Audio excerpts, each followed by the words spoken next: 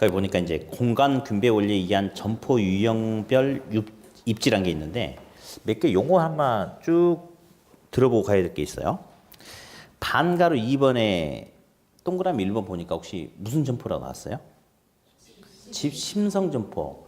도심의 중심부에 입지한대요. 그러니까 백화점 이런 거 있죠. 극장 이런 것은 도심의 중심부에 입지하죠. 그래서 집심성 점포 그렇게 이야기해요. 무슨 점포? 집심성 점포. 먼저 이제 또 다음 동그라미 3번 있죠. 무슨 점포 나왔어요? 시작. 예, 옆에다 분산 입지라고 한번 써보세요. 분산 입지. 분산 입지. 점포가 흩어져 있어야 된대. 예를 들어서 세탁소라든지 편의점, 분식점 이런 것은 이발소 모여 있으면 돼안돼.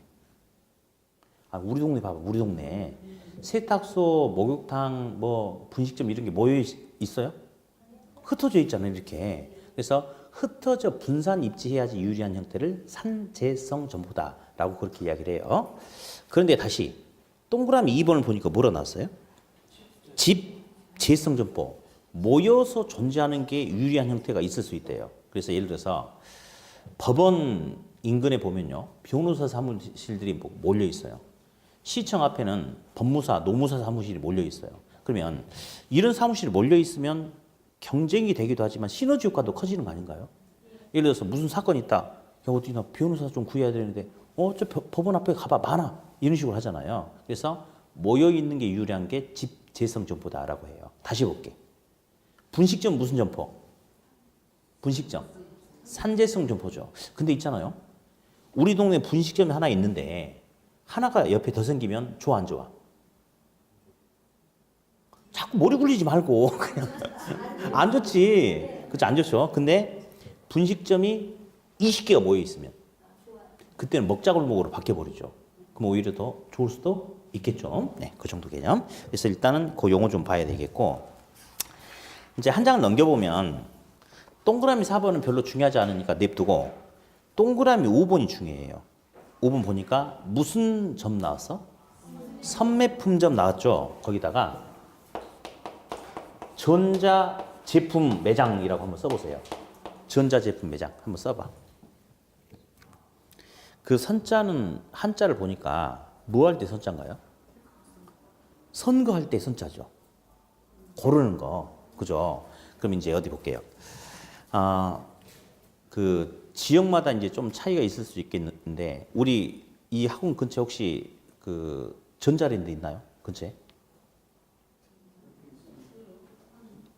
뭐라? 아니, 그러니까 그래요. 내가 동네를 몰라서 뭐 오늘 오전 수업 끝나고 내가 동네 한번 좀 돌아다니면서 위치 좀 파악해 볼게요.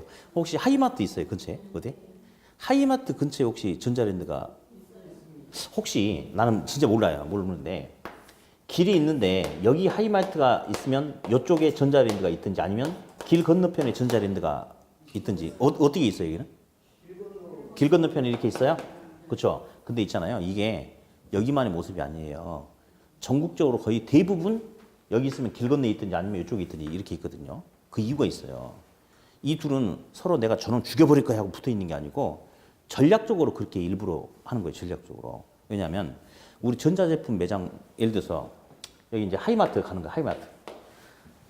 하이마트 가가지고 막 이거 뭐 냉장고를 하나 사려고 그래. 그럼 막 이것저것 물어보죠. 그래가지고 이제 직원한테 마치 살 것처럼 이야기하는 거지. 그래서 얼마냐? 근데 현금으로 하면 얼마까지 줄 수 있냐 해가지고 가격을 다 깎아. 그래놓고 한마디 뭐라 그래요? 안 사지. 안 사고 좀 이따 올게요. 이렇게 하죠. 그렇죠. 좀 이따가 올게요. 어디 가본다 이 말이야.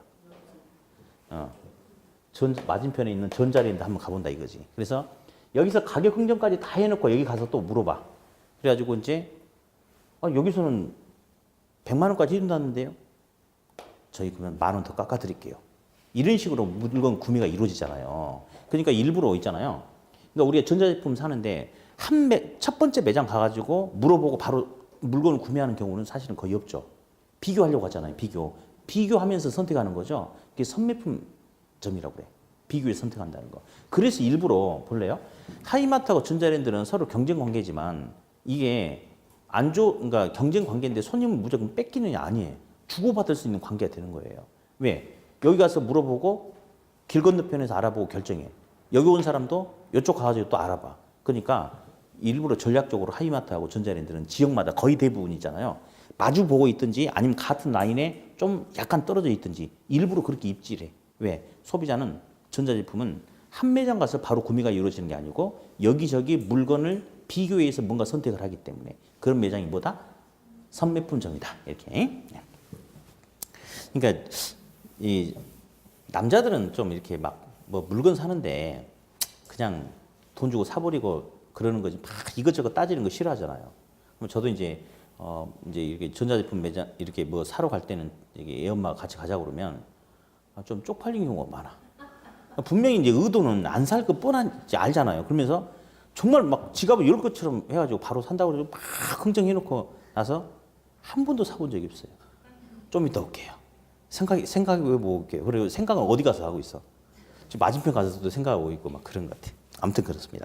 그래서 용어 한번 살펴봤어요. 여러 점포를 비교해서 물건 구매가 이루어지는 게 뭐라고요? 선매품점이다. 뭐 그 정도만. 네. 다음. 이제 190페이지 한번 넘겨볼게요. 이제 상업입지 봤으니까 공업입지에서 어떤 용어 하나 봐야 되니까. 자, 190페이지 맨 밑에 그림이 있어요. 그림. 첫 번째 이제 공업입지는 공장이 어디에 입지하는 게 좋느냐 이거 따져보는 게 공업입지인데 먼저 이 이론을 보니까 동그라미 1번에 배버의 최소 비용 이론 보입니까?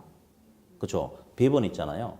공장이 입지함에 있어서 비용 부담이 가장 낮은 곳에 입지하라고 그랬대. 그래서 낮은 비용성 강조했대. 맞죠? 우리 내가 공장을 하려고 하면 비용 부담이 적은 곳에 입지하는 게 좋지 않아요? 맞아요. 두 번째, 래시란 사람은 배버의 이론을 비판했대요. 래시가 뭐라고 그랬냐면, 야, 공장이 입지하는데 비용 부담만 작다고 해서 그게 가장 좋다라고 단정할 수는 없다. 결국은 소비자가 물건을 사줘야 되니까 소비자가 가장 많은 시장 인근에 공장이 입지하는 게 좋다라고 해서 최대 수요 이론을 강조를 했어요. 그래서 이제 다시 한번 정리를 해보니 베버라는 사람은 공장이 입지할 때 있어서 낮은 비용성을 강조했고 래시는 높은 판매 수익성을 강조했거든요. 그러면 누구 말이 맞는 것 같아요?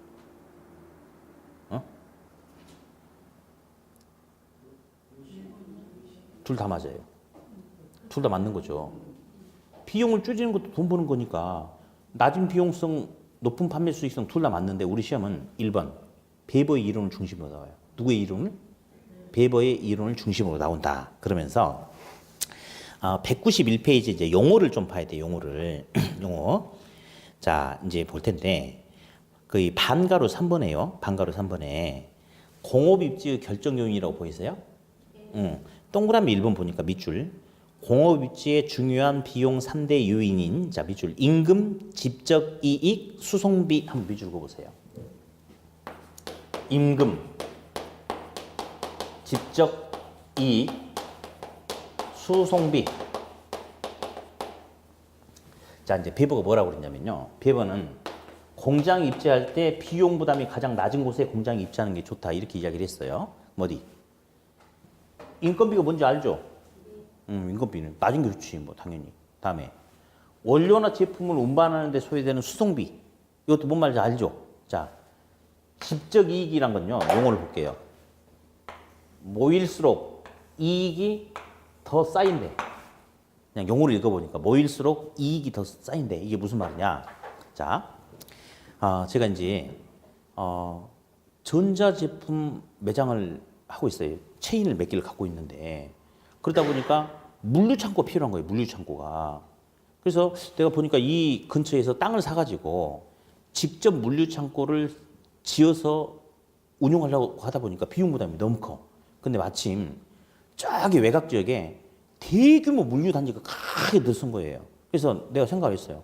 내가 여기서 땅 사가지고 직접 내가 창고 지어서 운영하느니 차라리 임대를 주고 그거 쓴 게 낫겠다 해서 제가 그 대규모 물류 창고가 생긴 그 옆으로 이사를 갔거든요. 근데 나와 같이 생각하는 사람들이 그 대단히 물류 창고 주변으로 싹 모이는 거야, 이렇게. 그래서 이놈들이 나 같은 생각을 하는 사람들이 그쪽에 다 모여서 그 시설을 공동으로 이용하다 보니까 오히려 내가 직접 건축해서 이용하는 것보다 비용 절감이 이익이 생길 수 있나요? 그런 걸 갖다가 집적 이익이라고 하는 거야. 한 곳에 집 모임으로써 공동으로 시설을 이용하니까 비용 절감의 이익이 생긴다. 이걸 갖다가 집적 이익이다라고 이렇게 하거든요. 자, 근데 이제 시험에 어떻게 제시가 되냐면 베버의 이론에 의한다면 인건비, 수송비, 집적 이익이 각각 최소가 되는 지점에 가장 좋은 지점이다라고 했대. 맞을까 틀릴까? 자, 다시. 그럼 어디? 인건비는 최소가 되는 지점이 좋아요? 수송비는 최소가 되는 지점이 좋죠? 집적 이익은 최소가 좋아, 최대가 좋아? 이것은 비용 절감의 이익이니까 이거는 큰 게 좋죠. 그래서 나머지는 적을수록 좋은데 비용 절감의 이익은 클수록 좋다, 적을수록 좋다? 클수록 좋다. 이제 그런 부분이 오답이 좀 나온 적도 있었고요. 네. 그러니까 이제 그래서 이제 어쨌든 이렇게 감만 잡으세요. 집적 이익은 한 곳에 모여서 입지할수록 모여서 입지할수록 이익이 쌓인대. 그러니까 집적 이익은 큰 게 좋다, 작은 게 좋다. 큰 게 좋다. 그 용어만 들어보면 돼. 용어만. 네. 다음. 이제 우리 그림은 그냥 보셔도 괜찮아요. 왼쪽에 있는 그림을. 이제 어떤 걸 용어 두 개를 잡아낼 텐데 두 개를 이런 게 있어요. 원료 생산지가 있고 소비자가 있는 시장이 있대요. 원료 생산지하고 시장이 있는데 자, 이제 봅시다. 연탄의 원료는 석탄이잖아요. 그러면 탄광이라는 원료 생산지에서 석탄을 캐가지고 연탄을 만들어서 소비자한테 파는 거 아니겠어요? 어디? 석탄을 캐서 소비자에게 석탄으로 줍니까? 연탄으로 줍니까? 연탄으로 바꿔주는 거죠. 그럼 아마 원료 생산지하고 소비자가 있는 시장 사이 어디인가는 석탄을 연탄으로 바꿔줄 수 있는 연탄 공장이라는 게 어디인가 있겠죠. 그렇죠? 그랬을 때 첫 번째, 원료 생산지 인근에 공장이 있으면 이를 갖다가 원료 근처에 있다 해서 원료 지향형 입지다 라고 이렇게 이야기해요. 자, 처음에는 있잖아요. 용어가 좀 익숙해져야 되니까 그냥 읽어보는 거야. 자, 시작. 원료 지향형 입지. 그러니까 원료 생산지 근처에 공장이 입지한다를 갖다 뭐라 한다. 시작. 원료 지향형 입지. 다음. 소비자가 있는 시장 인근에 공장이 입지한 형태를 뭐라 불러주냐면 뭐라 할 것 같아요? 시장 지향형 입지라고 이렇게 이야기합니다. 먼저 이런 용어 하나 있어요. 보편 원료, 편제 원료라는 용어가 있어요. 한번 써볼게요. 보편 원료, 편제 원료 이런 말이 있는데 용어를 한번 이해를 하는 게 중요해요. 보편 원료라는 것은 어디서나 원료를 보편적으로 손쉽게 구할 수 있다. 이게 보편 원료예요. 보편적으로. 편제 원료라는 것은 특정 지역에 편중돼 있는 재료예요. 예. 편제 원료는 특정 지역에 편중돼 있는 원료거든요. 어디? 국수 공장을 하려고 하는데 그럼 국수의 원료가 뭐야? 밀가루. 그러면 국수 공장 같은 경우는 밀가루라는 원료를 이용해서 국수 공장을 할 텐데 그럼 밀가루는 보편 원료, 편제 원료.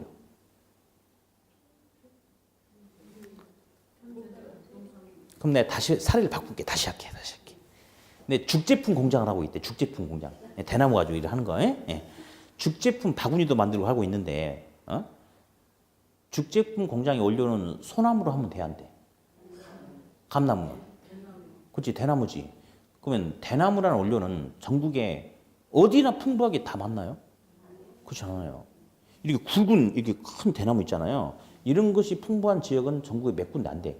그 중에 특히 대나무 하면 떠오르는데 우리 집에서 한 15분 가면 있어요. 나중에 저 시험 합격하고 나서 저기 담양 가면 메타세콰이어 길도 있고 중록원도 있고 그래요. 그래서 놀러 오세요. 돈 가지고 와. 돈 그냥 오면 안 돼. 돈 가지고 놀러 오세요. 내가 안내 다 해줄게. 자, 그럼 보세요. 이런 대나무를 주된 원료로 쓰는 산업은 그 대나무는 편제 원료, 보편 원료. 그렇지. 특정 지역에만 있기 때문에 편제 원료가 되겠죠. 다시 이번에 틀리면 이제 수업 안 하는 거 이제. 국수 공장. 밀가루는 어느 지역에서 손쉽게 구할 수 있어? 어디나 다. 밀가루는 어디서나 다 손쉽게 구할 수 있죠. 이거 무슨 원료라고 하겠어? 보편 원료라고 하죠. 먼저 우리 편제 원료를 주된 원료로 쓰는 산업 같은 경우는 가장 중요한 게 죽제품의 원료인 대나무를 손쉽게 풍부하게 구할 수 있냐 없냐 이게 제일 중요하단 말이에요. 이게. 그래서 편제 원료를 주된 원료로 쓰는 산업은 무슨 지향형 입지를 할 것 같아요? 그렇지. 원료 조달이 중요한 거니까 편제 원료를 주된 원료로 쓰는 산업은 무슨 지향형? 원료 지향형 입지를 한다. 그렇게 이야기를 합니다. 다음. 밀가루? 보편 원료? 보편 원료를 주된 원료로 쓰는 산업은 공장이 여기 있든지 여기 있든지 여기 있든지 여기 있든지 A에 있든지 공장이 어디 입지한다 하더라도 원료 조달은 전혀 문제가 안 됩니다. 맞죠? 보편 원료는. 근데 그러면 이왕이면 팔아먹기 편하게끔 하려면 소비자가 가장 많은 곳에 입지하는 게 좋지 않을까요? 그렇죠? 따라서 보편 원료를 주된 원료로 쓰는 산업은 소비자가 가장 많은 무슨 지향형? 시장 지향형 입지를 하게 된다라고 그렇게 이야기를 해요. 이렇게. 다음. 이제 이런 말이 있네. 원료를 가지고 제품을 만들어요. 근데 원료는 엄청 큰데 제품으로 만들어 놓으면 제품이 작아질 수도 있어요. 이런 경우를 중량이 감소하는 산업이다라고 해요. 무슨 산업? 중량 감소산업. 근데 원료는 조그마한데 제품은 엄청 커질 수가 있어요. 이런 경우는 무슨 산업이라고 할 것 같아요? 중량 무슨 산업? 중량 증가산업이다라고 이렇게 이야기를 한단 말이에요. 뻥튀기 해볼까? 우리 시골 장터에서 뻥튀기 튀기는 거 있죠. 옥수수 한 주먹 집어넣으면 이렇게 커지는 거죠. 그럼 뻥튀기 같은 경우는 중량 증가산업이에요, 감산업이에요? 중량 증가산업이죠. 그래서 이 시골 장터에서 뻥튀기 튀긴 아저씨는 이 이론을 몰라요. 모르는데 자기한테 편하게끔 하려고 집에서 튀겨버리면, 제품 만들어버리면 가지고 오는데 뭐 부피도 너무 커지고 무게도 많이 나가니까 집에서 안 튀기죠. 집에서 가지고 올 때는 뻥튀기라는 제품을 가지고 오는 게 아니고 시장까지 올 때는 뭐만 갖고 와? 원료 꽝냉이만 갖고 오죠. 그래서 시장에서 튀겨서 바로 파는 게 좋죠. 따라서 중량 증가산업 같은 경우는 무슨 지향형 입지를 하겠어요? 그렇죠. 중량 증가산업은 시장 지향형 입지를 하는 거죠. 그죠? 그러니까 아까 그랬잖아요.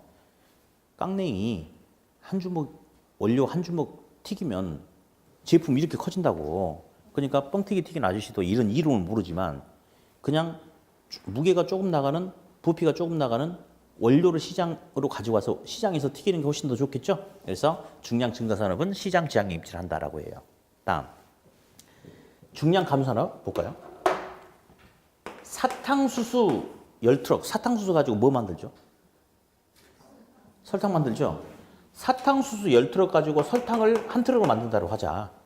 그러면 이런 경우에는 사탕수수 밭에서 아예 설탕으로 가공해서 가지고 오는 게 운반비가 조금 들어가지 않을까요? 맞죠? 따라서 중량 감산업은 아예 원료 산지에서 제품으로 만들어서 줄여서 운반하는 게 수송비가 조금 들어가죠. 그러니까 무슨 지향형 입지를 한다? 예.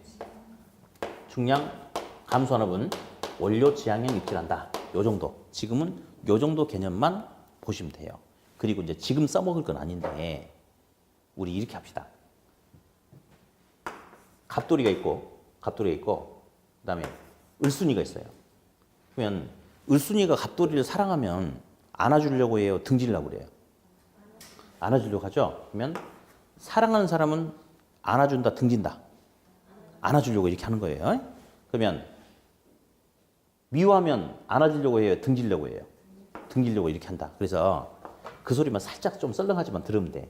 나중에 이런 말이 있어요. 원료 지수란 말이 이렇게 있어요. 어디? 팔을 지금 원료한테 벌리고 있나요? 지금 그냥 한번 연습해 보는 거야. 팔을 원료한테 벌리고 있죠? 그러면 원료를 사랑하고 있어요? 미워하고 있어요? 그러면 원료 지수가 1보다 크다. 팔을 원료한테 벌리고 있다. 그러면 원료의 사랑이 너한테 갖게 이렇게 한대. 그러니까 무슨 지향형 입지를 한다? 원료 지향형 입지를 한다. 나중에 이렇게 한번 써먹어야 될 게 있어요. 그러니까 이걸 이론으로 설명하려면 복잡한데 그냥 사랑하는 사람은 팔 벌려서 안아주려고 한다. 그렇게 감만 잡으면 돼. 다시 한번 할게. 원료 지수가 1보다 작다. 그럼 원료를 사랑해, 미워해? 미워하니까 원료 쪽으로 안 가고 반대로 가겠대. 어디로 가겠대? 그래, 시장 지향이다. 뭐 그렇게 나중에 써먹을 게 있으니까 그냥 듣고 잊어버리면 돼. 사랑하는 사람은 팔을 벌려서 안아준다. 등지려고 한다. 사랑하는 사람은 팔 벌려서 안아주려고 한다. 그 소리만 잠깐 들어보면 되겠어요. 네. 자, 이렇게 해서 이제 공장 육지에서도 이제 중요한 부분, 알아둬야 될 부분들을 잠깐 이제 한번 해봤고요. 그 다음에 이제 어디 196페이지로 넘겨보세요.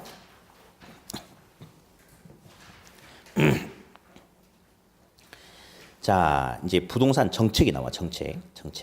이제 이쪽 부분은 정말 정성껏 열심히 해야 돼요. 그러니까 지금은 한번 용어만 들어보면 되는데 이제 우리가 나중에 이제 공부를 열심히 하면 안 되고 요령껏 해야 돼. 요령껏. 우리 학교연도 보면 있잖아요. 이게 수월한 부분이 있고 까탈스러운 부분이 있어요. 그냥 옳은 것은 틀린 것은 말로만 나오는 부분이 있고 계산을 여러 번 하게끔 하는 계산 문제가 있는 부분도 있는데 공부를 어떻게 해야 되느냐. 어려운 문제, 까탈스럽고 어려운 문제, 시간 많이 뺏어먹는 계산 문제가 많이 들어가 있는 파트는 정성껏 열심히 해야 돼, 안 해야 돼? 정성껏 열심히 하면 안 돼, 그런 데는. 그런 데는 대충 하고 넘어가는 거예요. 그리고 계산 문제 높고 옳은 것은 틀린 것은 내용도 쉽고 항상 나오는 자리에서 반복돼서 나오는 영역이 있어. 그런 부분을 갖다 정성껏 열심히 하는 거예요. 그래서 시간 뺏기고 어려운 것은 맛만 보고 열심히 하면 안 돼. 대충 하고 넘어가 버리는 거고. 그러니까 내용은 얼마 안 되는데 문제도 출제가 많이 되고 이해하기 편한 부분 있죠. 그 부분만 집중적으로 공부를 해가지고 잡아내야 돼. 그러면 70점 나와. 그래서 미련스럽게, 그러니까 우리 시험은 절대평가가 있잖아요. 상대평가가 아니고 수능 시험이라면 달라. 말이 달라. 공무원 시험이란 말이 달라. 남들보다 하나를 더 맞히냐 덜 맞히냐에 따라서 합격과 불합격이 갈리니까 그때는 그때는 열심히 해야 되겠지만 우리 시험은 옆에 놈이 잘하든 못하든 나만 60점만 넣으면 되죠. 그러니까 어려운 부분은 대충 하고요. 쉬운 부분은 확실히 잡아가지고 70점 맞고 합격하고 가는 거예요. 그게 우리 전략이거든요. 이 부분이 그래요. 이 부동산 정책이 양도 별로 되지 않아. 내용도 수월해. 근데 시험은 많이 나와. 그러니까 반드시 잡고 넘어야 돼. 반드시. 예. 자, 그러면 이제 부동산 뭐 정책에 대해서 이제 이것저것 이제 한번 가볼게요. 그래서 이제 어디를 보냐면요. 아예 204페이지로 잠깐 넘어가세요. 아예 204페이지 어디? 207페이지로 아예 넘어갑니다. 207페이지 잠깐 볼게요. 207페이지 보니까 이제 정부의 시장 개입이라고 해가지고 이제 뭐 그림이 하나 있을 거예요. 그래서 그 그림 가지고 이제 한번 가보도록 할게요. 자, 어디 여기 봅시다. 부동산 시장이 있어요. 근데 부동산 시장이 있는데 시장에서 꽝 하고 문제가 터졌대요. 그래서 부동산 시장에서 나타나는 문제를 뭐라 불러주냐면 부동산 문제라고 그래. 자, 뭐라 한다? 부동산 문제. 근데 이쪽도 가끔 시험에 나오지만 공부하지 않아도 풀 수 있는 뭐 그런 거. 그래 그냥 흘려들어요. 부동산 문제는 뭐 땅값이 너무 비싼 집가구 문제, 주택 부족 문제, 거래 질서 문란 문제, 환경 파괴 문제 등 여러 문제가 이렇게 있을 수 있어요. 근데 정부가 이제 이 문제를 보는 거지. 정부가. 그래서 정부가 이 부동산 시장에서 나타나는 이 문제를 보니까 가만히 놔둬도 이 문제는 개선되고 좋아질 수 있을 것 같다. 그럼 정부는 개입하지 않아요. 근데 만약에 이 문제를 가만히 놔뒀을 경우 오히려 시장에서 문제가 더 심각해질 것 같다. 그러면 이 문제를 해결하기 위해서 정부가 시장에 개입하는 거거든요. 정부가 개입하는 것을 뭐라 불러주냐면 이걸 갖다가 부동산 정책이라고 해요. 자, 정부가 개입하는 것을 뭐라 한다? 부동산 정책. 부동산 정책. 한마디로 부동산 정책이 무엇입니까? 네, 정부가 개입하는 겁니다. 그게 바로 부동산 정책이다. 그렇게 이야기를 하거든요. 근데 이제 이 정책에는 두 가지 측면이 있어요. 하나는 정치적 기능을 달성하기 위해서 개입할 수도 있다라고 하고 또 하나는 경제적 측면에서 경제적 기능을 달성하기 위해서 개입할 수도 있다. 이제 이렇게 두 가지로 통상 이야기를 합니다. 그러면서 정치적 측면에서 개입하는 것은 두루두루 모두 다 같이 잘 살아보자. 형평성을 달성하기 위해서 개입한다. 그렇게 이야기를 해요. 어디? 시장에는 고소득층하고 저소득층이 있어요. 고가주택과 저가주택이 있거든요. 그러면 두루두루 사회적으로 그러니까 소득 격차가 나는 건 당연한 건데 그러니까 소득이 어느 한쪽으로 편중되지 않고 두루두루 다 잘 살기 위해서는 고소득층하고 저소득층하고 소득 세율을 똑같이 하면 되겠어, 안 되겠어? 차등 세율을 해야 되겠죠, 그렇죠? 그래서 고소득층 고가주택들은 세율을 높이고 저소득층 저가주택은 세율을 낮춰서 고소득층들한테 세금을 많이 걷어서 쓰고 남은 것을 저소득층의 주거복지를 위해서 써준다. 뭐 이런 개념들 가지고 이제 접근한단 말이에요. 예, 그게 이제 이런 개념이고 또 하나 경제적 측면에서는 시장이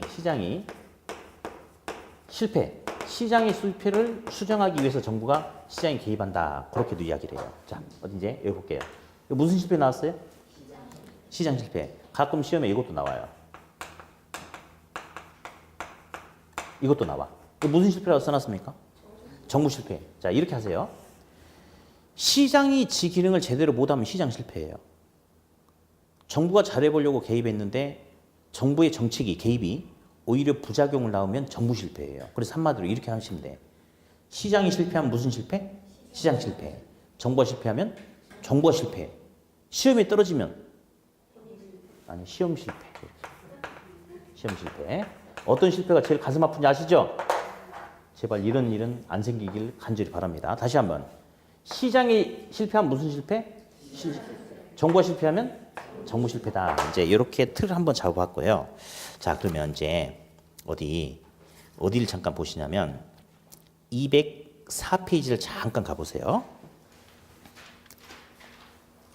이제 용어를 좀 듣고 이제 들어가야 되니까. 자, 양가로 1번에 무슨 실패 나왔어요? 시장 실패. 시장이 제 기능을 제대로 못해서 발생하는 게 시장 실패인데 시장 실패의 원인들이 이제 나와. 저 밑에. 시장 실패 원인. 예. 자, 먼저 반가로 2번에 보니까 시장 실패 원인 해가지고 동그라미 1번에 뭐라 나왔어요? 예. 자, 그냥 흘려들어 이거는.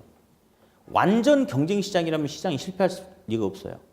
시장이 완전하지 않으니까 시장이 실패하는 거죠. 그래서 불완전한 시장은 시장 실패 원인이 된다. 그렇게 이야기하고 오른쪽에 동그라미 2번 보니까 뭐라 나왔습니까? 시작. 정보의 대칭성. 대칭과 비대칭은 우리가 들어봤지만 한 번만 더 들어봅시다. 한 번 더.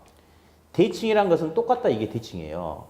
A4 용지에다가 알파벳 U자를 써. 접어. 그러면 왼쪽 오른쪽이 정확하게 겹치거든요. 대칭이 된다라고 얘기해요. 그럼 대칭이 된다는 것은 정확하게 대칭이 된다는 것은 왼쪽과 오른쪽에 차이가 있다 없다? 차이가 없다. 그러면 정보의 대칭성이란 것은 시장에서 부동산과 관련된 모든 정보를 모든 사람이 다 똑같이 완벽하게 똑같이 다 알고 있다. 그게 정보의 대칭성이야. 근데 우리 현실의 부동산 시장은 부동산 관련된 모든 정보가 모든 사람에게 완벽하게 똑같이 다 공개되어 있나요? 많이 아는 사람, 모르는 사람, 조금 아는 사람 다 다르죠? 그러니까 정보가 완전해, 불완전해? 불완전하죠? 대칭이야? 반대 비대칭이야? 그래요. 그래서 시험에 정보의 비대칭성이라고 나오기도 하고 정보의 불완전성이라는 용어가 나오기도 합니다. 자, 그러니까 비대칭성 옆에다가 불완전성이다. 그렇게 하나 써놔도 괜찮아요. 불완전성이다. 동그라미 3번은 규모의 경제인데 이 용어는 좀 시험에 자주 좀 뜨는 용어 중에 하나거든요. 자, 규모의 경제.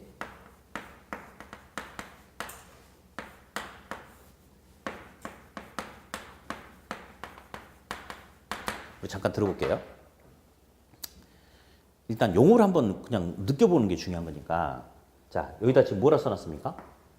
규모의 경제. 그러면 규모에 따라서 경제적인 이익이 생길 수 있다. 뭐 이런 말이거든요. 규모에 따라서 경제적인 이익이 생길 수 있다. 그러면 우리가 이제 생산이든 소비든 소비자도 있잖아요. 한 사람이 물건을 이렇게 사고 그 비용을 지불하는 것보다 이 물건을 100명, 200명, 500명의 소비자가 한꺼번에 모이면 소비자가 더 싸게 살 수도 있나요? 그렇죠? 그럴 수 있잖아요. 다음 생산자도 있잖아요. 생산자도 자 주택을 생산하는데 주택 한 채 지을 때는 주택 건축비가 1억이었어요. 1억. 시멘트를 한 포에 5천 원씩 철문점에서 사다 썼거든. 근데 주택을 한 채가 아니고 100채를 한꺼번에 짓는다면 시멘트 소비량이 엄청나게 늘어나죠. 그러면 철물점에서 한 포에 5천 원씩 갖다 쓰는 게 아니고 시멘트 공장하고 직거래하면서 한 포에 4천 원에 사다 쓸 수도 있나요? 맞죠? 그러면 주택 착공 규모가 한꺼번에 많아질수록 생산 단가를 더 낮출 수 있어요, 없어요? 있죠. 예, 그런 개념을 이제 규모의 경제라고 그래. 그러면 먼저 잘 들어봅시다. 이쪽 파트에서는 시험에 나와도 오답을 주진 않아요. 그냥 맞는 지문으로만 나오는데 그냥 보세요. 규모의 경제 소비에 있어서 제가 오늘 아침에 광주에서 여기 평택까지 천안이구나. 천안 아산까지요. SRT를 타고 왔어요. SRT 아세요? 네. 좋더라고. 기존 KTX보다 요금도 한 10% 정도 더 싸고 뭐 어쨌든 그렇더라고요. 시간도 빠르던데. 근데 내가 보니까 오늘 얼마 주고 왔냐면 29,900원인가 이렇게 주고 왔거든요. 이렇게. 자, 이제 보세요. 근데 광주에서 천안 아산까지 그 고속철 도로를 이렇게 만들고 하는데 공사비가 얼마나 들었을까요? 엄청 났겠죠. 잘 몰라도 몇십조 들어갔을 거야, 아마. 근데 만약에 요 구간을 저 혼자만 이용한다고 해봐. 저 혼자만 이용한대. 그러면 한 번 올 때 저는 요금 얼마 내야 되냐면 29억 9천만 원씩 내야 될 거야, 아마. 한 번 올 때. 또 갈 때도 29억 9천만 원씩. 근데 29,900원 냈죠? 그 이유는 하나의 시설을 만들어 놓고 저 혼자 쓰는 게 아니고 여러 명의 소비자가 같이 쓴 거죠. 그럼 봐봐. 이 철로 구간을 만들면서 비용이 들어갔을 거 아니에요. 근데 소비자가 나 혼자만 쓰는 게 아니고 여러 명의 소비자가 같이 쓰죠. 그럼 소비자 규모가 많다 보니까 비용을 전적으로 내가 부담하는 게 아니고 나눠서 됩니까? 그러니까 저는 한 번 올 때 29억 내고 오는 게 아니고 29,000원밖에 안 낸 거죠. 그게 바로 소비에 있어서 규모의 경제가 발생하니까 하나의 시설을 만들어 놓고 여러 명의 소비자가 같이 소비하자 보니까 비용 부담이 커진다, 작아진다. 작아진다. 그게 바로 소비에 있어서 규모의 경제가 발생한다. 그렇게 이야기하고요. 다음. 생산에 있어서 규모의 경제. 이것도 이제 가끔 톡톡 튀어나오는데 방금 아까 제가 이야기했던 거. 주택을 한 채를 지을 때는 건축비가 예를 들어서 한 채당 1억 원이었는데 주택을 50채, 100채 한꺼번에 짓다 보면 건축 자재를 더 대량으로 구매함에 따라서 싸게 구매가 이루어질 수 있겠죠. 그러면 주택 생산 단가가 더 싸질 수 있겠습니까? 그게 바로 생산 과정에 있어서 규모의 경제가 발생한다라고 그렇게 이야기를 해요. 그래서 일단 이 용어 한번 들어보는 게 중요하고요. 네, 다음. 이제 공공재라는 소리도 이제 있고 또 한 장 넘겨보세요. 어디? 동그라미 B 있죠, B. 동그라미 B 보니까 뭐라 놨어요? 밑줄. 과수생산 이렇게 쓰세요. 밑에다가 좋은 것은 과소, 안 좋은 것은 이렇게 쓸까? 이렇게 하자. 스마일 해가지고 스마일. 좋은 것은 과소, 안 좋은 것은 과대. 일단 이렇게 한번 써봐요. 좋은 것은 과소, 안 좋은 것은 과대. 이게 아주 나중에 효자노를 할 거예요. 효자노를. 자, 이제 볼게요. 우리 학개론에 보면 아까 우리 정의해볼까 부의해볼까 해봤잖아요. 좋은 게 뭐라고 그랬죠? 정의해볼까. 안 좋은 것은 부의해볼까. 공공재는 이제 어떤 거냐. 우리 국민들이 내는 세금 가지고 학교도 만들고 도로도 만들고 정치, 국방, 치안, 소방, 외교 이런 걸 공공재라고 그래. 그러니까 공공재도 좋은 거죠. 그렇죠? 그래서 앞으로 좋은 것은 전부 다 뭐다? 과소. 안 좋은 것은 과대. 그 이유는 생각도 하지 마라. 어디? 공공재는 사회적으로 필요로 하는 양만큼 충분하게 많은 양이 만들어질 수 있다. OX. 아니 생각하지 말고 그냥 답을 찍어주라고. 다시. 좋은 것은 잠깐. 적정량보다 적으면 뭐가 돼요? 과소. 적정량보다 많으면 과대. 지금 우리 공부하자가 아니고 이해하자가 아니고 나중에 써먹을 거야. 그러니까 한번 찍는 연습해보게. 공공재는 좋은 거잖아요. 자, 시험에 이렇게 나와. 공공재는 사회적으로 필요한 양만큼 충분하게 많은 양이 만들어진다. OX. X. 좋은 것은 과소거든요. 그 이유는 물어보지도 않아. 다시. 정의물가가 좋은 거죠? 어디? 우리 마을에, 우리 아파트 인근에 좋은 학교가 들어서고 공원이 조성돼가지고 우리 아파트가 많이 올랐다. 무슨 해부유가? 정의해부유가. 무슨 해부유가? 정의해부유가. 다시. 우리 아파트 인근에 쓰레기 매립장이 들어서가지고 아파트 가격 폭락했다. 무슨 해부유가? 부해부유가. 자, 정의해부유가는 과? 소. 부해부유가는 과? 대. 아, 표정이 너무 심각해. 무섭다, 진짜. 그러니까 앞으로 무조건 이렇게 하는 거예요. 에? 이해하려고 하지 마. 왜냐면 나중에 책을 넘기다 보면요. 요거 설명하는데 이만큼 나와, 이만큼. 내용이. 근데 굳이 볼 필요 없어. 그 이유는 물어보지도 않으니까, 우리 시험은. 그래서 무조건 이렇게 써먹을 거란 말이야, 그냥. 자, 좋은 것은 과, 소, 안 좋은 것은 과, 대. 그렇게 정리를 하면 되겠어요. 어디, 뭐 오늘은 여기까지 진행하고, 이제 오늘 배웠던 것 좀 다시 한번 정리해 볼까요? 어디, 오늘 이제 우리가 첫 시간에 어디, 인플레이션 배워봤어, 인플레이션. 인플레이션은 물가가 상승함에 따라서 화폐 가치가 하락하는 거다. 이거 한번 배웠고, 그 다음에 부동산 경기 변동 배웠죠. 경기가 좋고 나쁘고 이렇게 나타날 수 있다. 경기가 변동하는 게 경기 변동인데, 용어 무슨 점, 정점, 뭐, 저점, 전폭적인 지지라는 거야? 진폭, 요거 주기 이렇게 해가지고, 자, 하향시장 나온 다음에 회복시장 나왔었죠? 그 다음에 상향시장 나오고, 그 다음에 후퇴시장, 그 다음에 하향시장 이렇게 나왔는데, 자, 이 순서가 바뀌면 된다, 안 된다? 안 된다. 그러면서 하향시장 경기가 아주 나쁜 시장이죠? 아주 나쁜 시장. 회복시장 경기가 좋아지기 시작하는 시장. 상향시장 아주 좋은 시장. 후퇴시장 경기가 나빠지기 시작하는 시장. 하향시장 경기가 아주 나쁜 시장. 이런 거 있었고. 그 다음에 거미집 이론 살짝 보면서 수탄수 공탄발이란 말 들어봤네? 네, 그냥 따라서 해. 수탄수 공탄발 시작. 수탄수 공탄발. 아, 시작은 따라서 안 해도 돼. 네, 수탄수 공탄발. 네, 해봤고요. 그 다음에 이제 효율적 시장 이론 한번 해봤어요. 그래서 강성 효율적 시장도 있었고, 중강성 효율적 시장도 있었고, 그 다음에 약성 효율적 시장도 잠깐 한번 해봤는데, 여기서 과거 이미 지나가 버린 과거 정보만 반영되는 시장이 뭐다? 약성. 그럼 약성 시장에서 초과이윤을 얻으려면 무슨 정보? 남들이 모르는 현재나 미래의 정보를 분석하면 초과이윤을 얻을 수 있고, 현재의 정보가 반영되는 시장 무슨 시장? 중강성 시장. 여기서 초과이윤을 얻으려면 남들이 모르는 미래의 정보를 분석해야 되겠고, 모든 정보가 다 공개되어 있는 시장은 강성 시장. 그러면 강성 효율적 시장은 모든 정보가 다 공개되어 있으니까 남들이 모르는 정보가 존재하지 않는다. 그래서 어떤 정보를 이용한다 하더라도 절대 초과이윤을 획득할 수 없다 했죠. 네. 다음에 이제 주거분리란 것도 해요. 주거분리. 자, 주거분리는 용어 자체가 주거지가 뭐한다? 분리되는 것이다. 그래서 소득에 의해서 고가 주택 지역과 저가 주택 지역은 서로 분리돼서 입지하는 게 주거분리라고 그랬죠. 그러면서 A, B, C, D 네 개를 이야기해봤어. 이거든 저거든. 고소득층 차고 나오면 무슨 해부일까? 정해부일까? 이거든 저거든 저소득층 차고 나오면 무슨 해부일까? 부해부일까? 이렇게 이야기를 했고요. 다음 입지란 용어하고 입지 선정이란 용어 잠깐 해봤어요. 야, 네 자리 너무 좋다.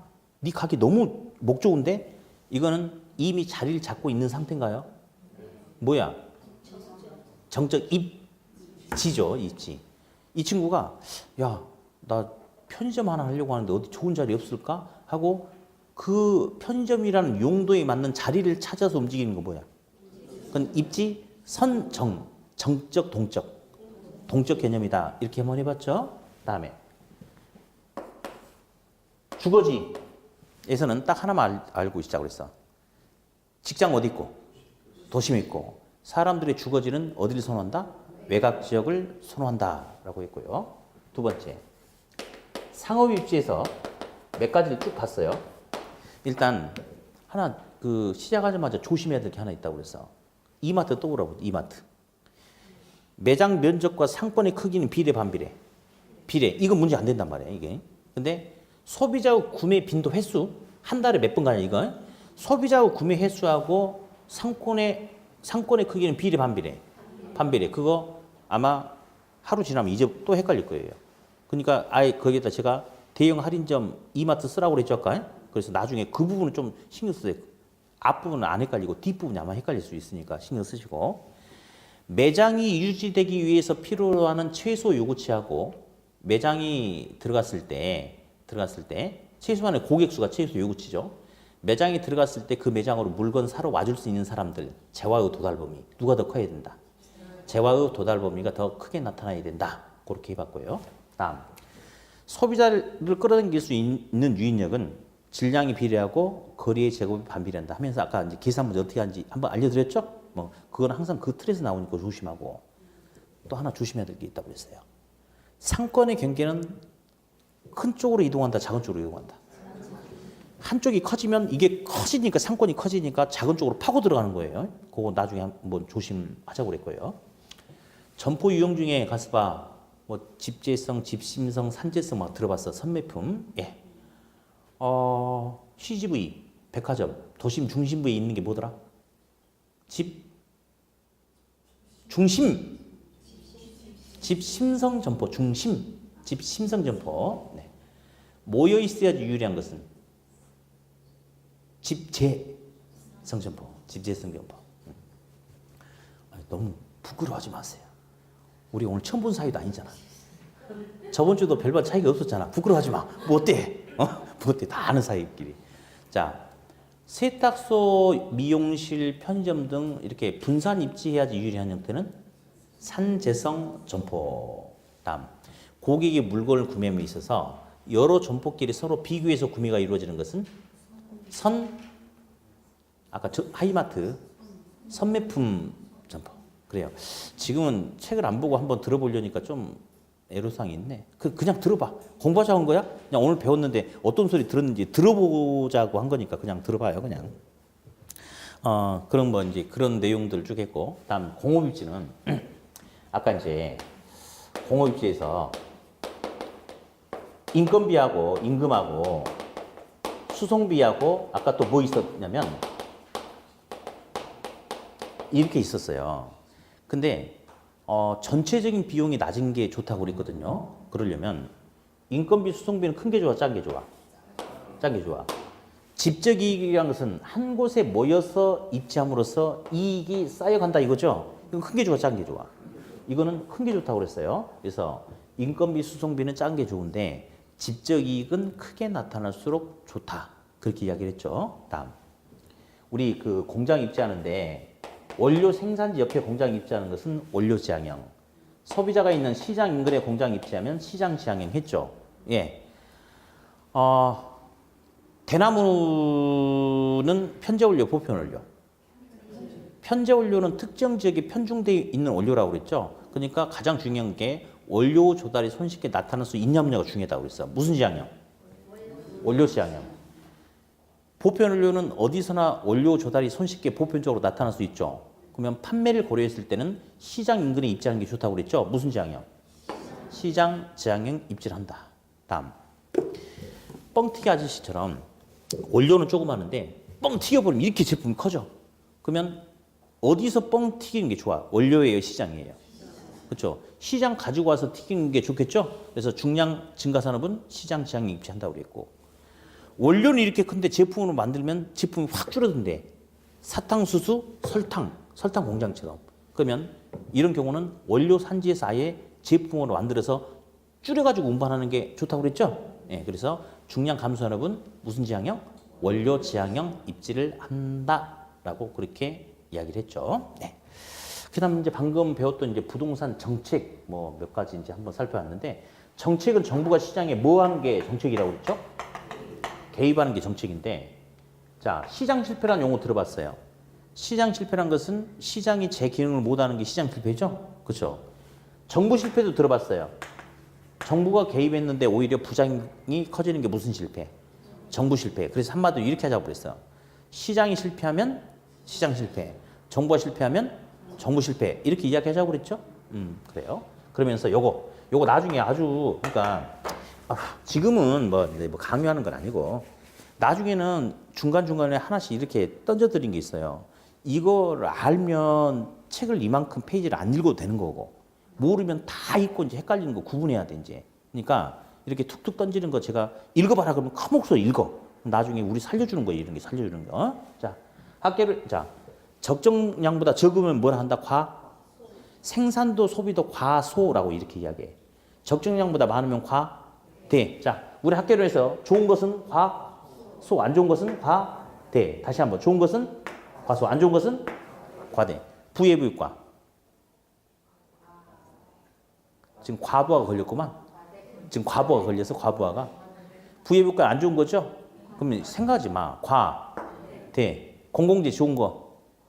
과소. 정예부육과 좋은 거. 과소.